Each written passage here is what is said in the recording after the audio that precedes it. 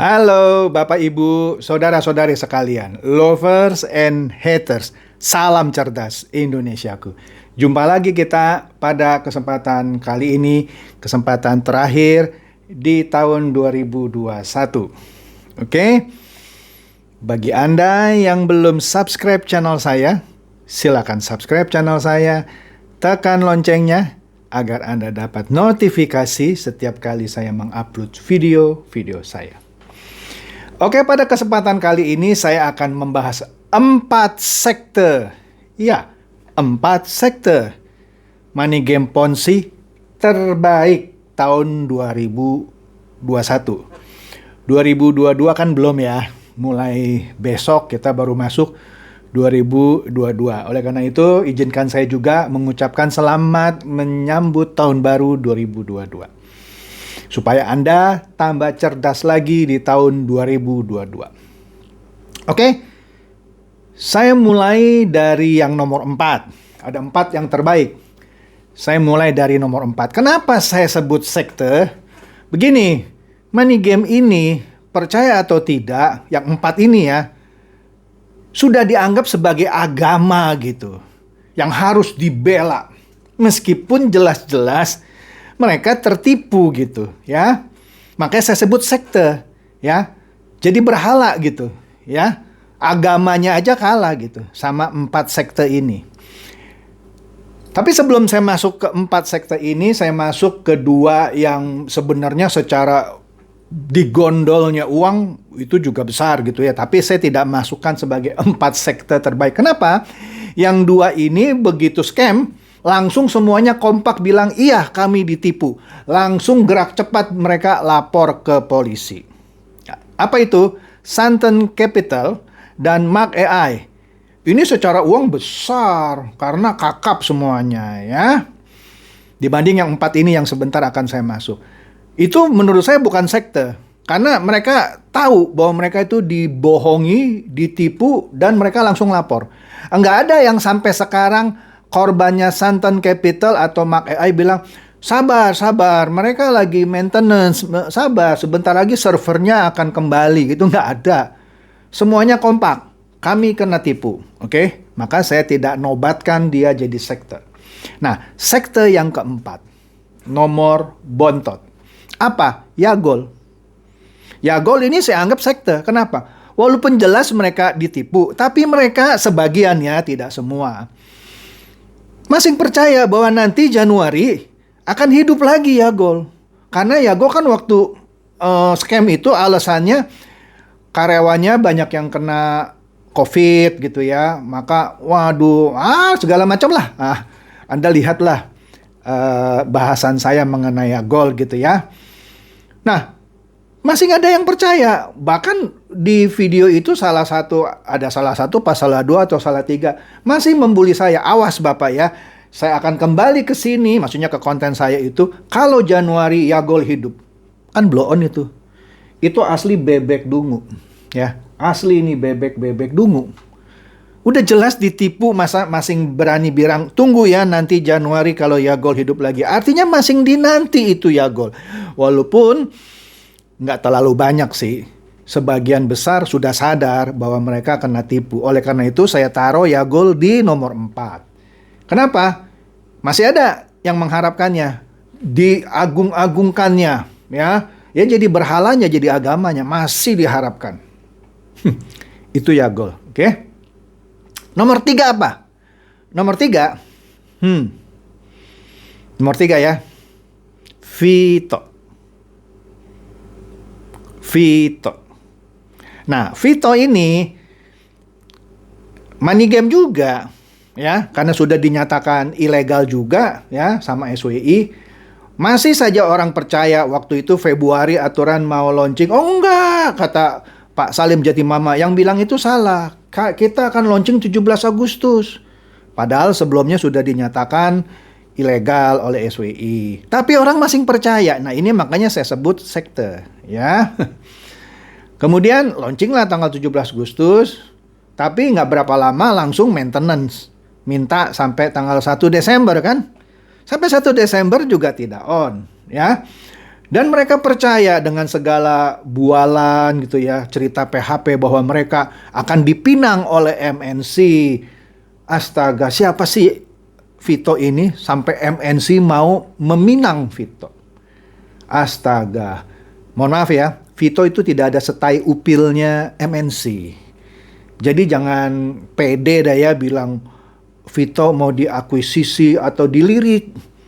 Jadi bukan Vito yang menghampiri MNC, kata MNC yang menghampiri Vito. Saya ketawa banget gitu ya. Tapi banyak yang percaya, inilah sekte gitu. Makanya ini sekte.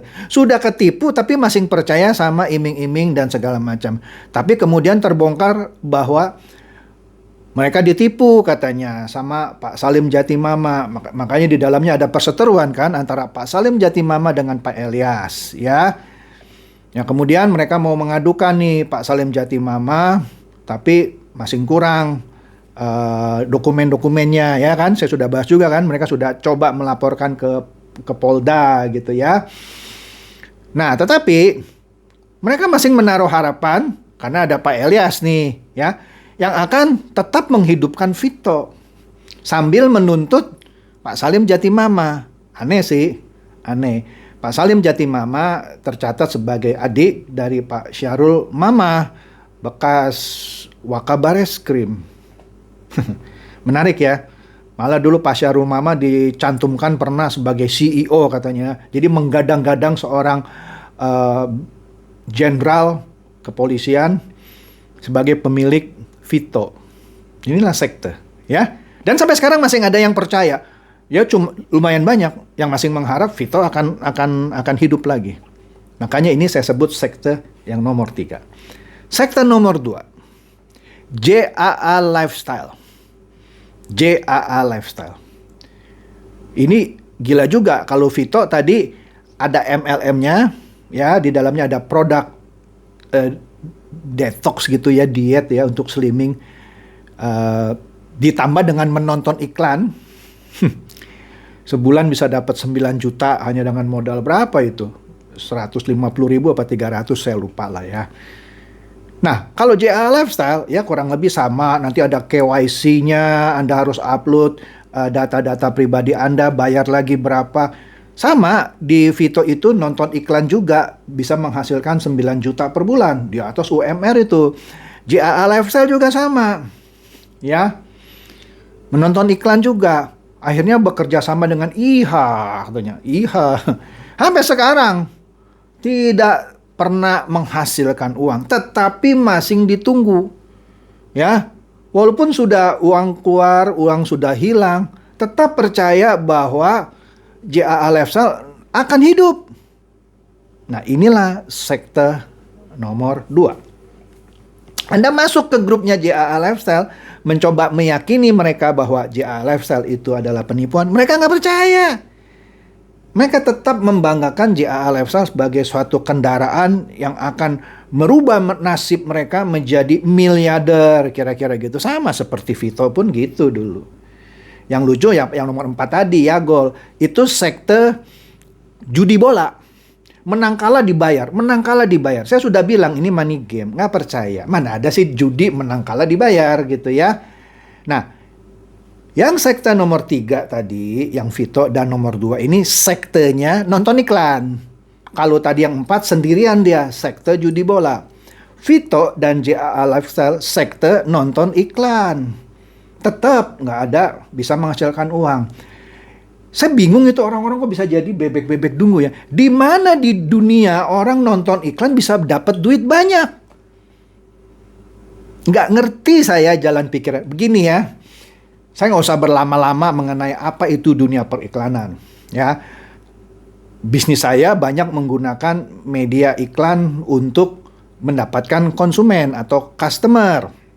Di mana-mana konsep yang bukan nonton iklan, konsep orang beriklan adalah, ini biar sederhana aja ya. Misalkan saya budget sekian ratus juta, pasang iklan, mau itu di radio, di TV, majalah, surat kabar ya, dengan target misalnya ditonton oleh 1 juta orang. Kalau dari 1 juta orang itu 10% saja respon, saya sudah senang. 10% respon sebut saja membeli produk saya. Ini biar gampang aja ya. Saya sudah senang. Artinya saya tahu 90% bahkan lebih tidak suka sama iklan. Tidak suka sama iklan. Ya. Kebanyakan kalau Anda nonton TV, apa respon Anda kalau iklan lewat? Anda cari remote kan, Anda tukar kemana. Atau kalau Anda malas ganti remote, Anda diemin aja. Nanti begitu masuk lagi ke sinetronnya atau ke beritanya, baru Anda nonton lagi kan. Anda nonton YouTube saya juga kalau ada opsi skip iklan, Anda skip kan? Mana ada? Ada sih mungkin, karena iklannya lucu gitu ya. Dikasih opsi skip iklan, tapi tetap ditonton gitu. Artinya secara natur orang nggak suka nonton iklan. Nah ini dicoba dipaksakan supaya orang nonton iklan dibayar. Ya, saya sudah jelaskan berkali-kali. Di dunia online, saya ambil contoh YouTube ya. 1 CPM atau 1000 tayang untuk wilayah Indonesia naik turun sih ya. Ini saya ambil patokan beberapa bulan yang lalu. $1. $1. 1000 tayang, kita bilang 15.000 aja ya. 15.000 rupiah. Artinya satu kali tayang itu cuma 15 rupiah. Ya, misalnya ada produk Coca-Cola. Dia pasang umpama deh 1 CPM ya. Dia tentu nggak bisa lah pasang 1 CPM, ada minimumnya. Dia pasang 1000 tayang lah, dia bayar 15.000. Jadi sekali tayang 15 rupiah. Itu standar YouTube ya. Yang pangsa pasarnya jauh lebih besar dari Vito, JAA Lifestyle maupun ntar yang nomor 1 ya. 15 rupiah coy. Jadi kalau iklan saya Anda tonton ya, si pemasang iklan bayar, biar gampang ya, 15 rupiah ke YouTube. Nanti saya sebagai content creator dapat lah ya, separuh lebih dikit. Ya sekitar 8 rupiah dah gitu. Kecil, nggak besar. Tapi kalau penontonnya banyak ya saya dapat uangnya banyak. Atau content creatornya dapatnya banyak. Lah sekarang tiba-tiba ada program seperti Vito atau JAA Lifestyle atau nanti yang nomor 1 bisa membuat orang nonton satu iklan saja ya dibayar ribuan rupiah bahkan puluhan ribu. Coba bandingkan dengan 15 rupiah, nggak masuk akal kan? Mana ada orang pasang iklan ditonton bayar ribuan rupiah, orang dia tahu kok di YouTube cuma 15 rupiah. Masa di situ aja nggak bisa mikir kan? Tapi sudahlah. Memang kata orang-orang yang lihat di di konten saya ini bilang, Pak percuma lah Pak. Susah kita meyakinkan lalat bahwa bunga itu lebih harum ketimbang sampah. Jadi lalat itu lebih suka sampah. Makanya kenapa saya sebut bebek-bebek dungu. Padahal harusnya bebek-bebek yang lucu ini. Bebek dungu karena seperti lalat yang sukanya sampah ketimbang bunga. Susah lalat dibilang itu sampah bau. Enggak, dia tetap datang gitu ke sampah. Maka saya nobatkan JAA Lifestyle yang sektenya nonton iklan sebagai nomor 2 terbaik. Nomor 1 terbaik siapa? Mungkin Anda sudah senyum-senyum ya. VTube number 1. Kenapa? Sudah dibredel dari pertengahan Februari oleh SWI. Masih dibela. Waduh, gigih sekali. Makanya saya nobatkan ini nomor 1. Apa alibi mereka? Bukan, kita sudah mau go internasional. Maka sekarang kita harus pakai VPN. Itu Februari awal-awal tahun ini. Padahal pemerintah sudah blokir. Sudah diumumkan masih nggak percaya. Bukan, kita go internasional harus pakai VPN. VTube private network katanya. Padahal VPN itu virtual private network. Masih percaya orang. Kemudian enggak, kita lagi maintenance, servernya lagi didatangkan dari Malaysia. Pakai kapal laut. Dan percaya orang gitu ya. Ya kemudian Jack Guayla bicara ini itu, Wilbert Karimun seperempat langkah lagi. Percaya. Ya, tidak merasa tertipu. Bahkan terakhir, meskipun sebagian sudah bangkit, sudah waduh, kita ditipu nih. Sudah melapor ke Barreskrim. Sebagian tetap gigih membentuk grup ya yang mempertahankan motivasi basi maksudnya. Ya, supaya mereka tetap positive thinking. Terus saja dibuat tetap dungu. Tetap dungu. Ini leadernya membuat yang di bawahnya tetap dungu. Entah leadernya dungu juga atau pura-pura dungu, padahal dia pinter gitu. Padahal ada ustadz lah, ada pendeta di situ ya. Aman, fast track aman, 150 juta aman. Anda jual aja sebagian tanah Anda, sebagian rumah Anda, cemplungin jadi bintang 6. Sampai sekarang mereka percaya. Saya lagi mempelajari ya, kenapa ini bisa jadi sekte gitu ya. Dan yang terakhir ini yang nomor 1, sekte nonton iklan juga. Bisa jadi miliarder hanya jadi nonton iklan. Padahal ini money game Ponzi yang bisa membayar kalau dia bisa merekrut lagi orang di bawahnya yang mau membayar. Masuk fast track. Coba semuanya main gratis, nggak bisa dapat duit. Sederhana. Tapi pinternya ini yang para leader-leader bebek dungu. Enggak gitu. YouTube itu membantu perekonomian. Pandemi kita tuh terbantu, terselamatkan. Siapa sih yang merasa tertipu? Basi ngomongan itu ya. Sekarang digadang-gadang. Tombol on-nya sudah ada di tangan Pak Kiai Eman. Investornya sudah ada. Joe Anwar 3 triliun. Tapi Joe Anwar ngomongnya juga belepotan. Bilang lagi mau pendalaman lebih lanjut dengan pihak bank. Nah, kita lihat saja ya. Kalau Anda yang kerja di bank, BCA, BRI, BNI, Mandiri yang disebut oleh Joe Anwar, silakan cek lah ya. Bener nggak sih ada deal sama Joe Anwar itu ya? Tapi semuanya masih percaya. Wah, sebentar lagi on. Ya sudah, inilah sekte nomor wahid. Nomor 1. Ya. Jadi, inilah drama-drama money game Ponzi. Sekte terbaik gitu. 4 sekte terbaik. Yang nomor 4, tadi sekte judi bola. Yang di bawahnya ada lagi lah, ada yang senada dengan Yagol gitu ya. Nggak usah saya sebut lah, saya nggak mau promosiin lah. Ya. Dan yang 3 terakhir, yang nomor 3, 2, dan nomor 1, nomor wahidnya, semuanya sekte nonton iklan. Ya, silakan Anda yang masih mau didungui gitu ya, nonton iklan bisa kaya raya, silakan ya. Saran saya sebaiknya masukilah tahun 2022 ini dengan lebih cerdas. Jangan mau didungui oleh leader-leader bebek dungu dengan segala kelicikannya, dengan segala motivasinya yang membuat Anda tetap positive thinking. Ya, wake up boy, wake up coy. Oke? Demikian saja konten penutup tahun saya. Semoga ini tambah mencerahkan dan mencerdaskan Anda semua. Silakan share kepada teman-teman, sahabat atau kerabat supaya mereka juga bisa lebih cerdas di tahun 2022. Seperti biasa, terima kasih.